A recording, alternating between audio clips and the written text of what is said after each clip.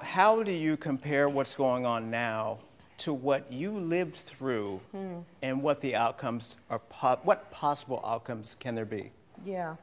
Well, what we talked about and is dear to my heart, in the early 60s, we marched peacefully under Dr. Martin Luther King, and the return on that investment was affirmative action and scholarships and education and fair housing and jobs. I got a job myself with the FBI. But when they used to say blacks couldn't work for the FBI or for federal government because we didn't know enough or whatever the reason was. But in the late 60s, when we had the riots, what did we achieve from that? Civil defense highways.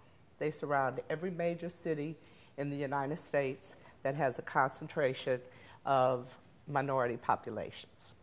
And they all start with 270, Atlanta, 285, Baltimore, in that area up in there, 265, and I could go on and on. That is interesting. So violence does not work, people. We need peaceful, and if you can hear me, peaceful demonstrations will bring about change. How do we, any suggestions on how we kind of bring those all together so that people know what's available? Well, we definitely have to do more in terms of working together and partnering as organizations and government entities that are working in this arena. The Urban League has been doing it in St. Louis for almost 100 years, but obviously we still have major issues that have to be dealt with. Quite frankly, we are going to have to change our model. Most of our clients are single women, head of household. And a lot of the young men that you see on the street in the evenings that we've seen in the past 2.5 weeks that are out there frustrated and disgusted are not coming through our doors.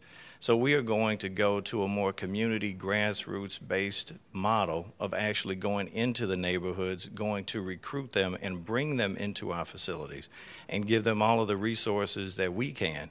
Throughout the region, we serve almost 80,000 people each year, but we're still not scratching the surface in terms of the overall need. And we're proud to partner with Slate and other different agencies to try to help accomplish that goal. And we will have to do more collectively in terms of financing the kinds of efforts that will be put together with the community college system, with entities like Rankin, to get people these skills so that they can get the jobs that Earl referenced.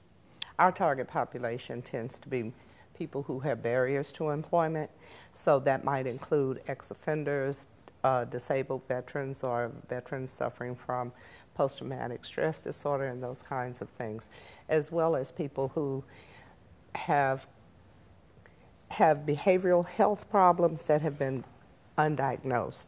So even if they get a job, they lose it.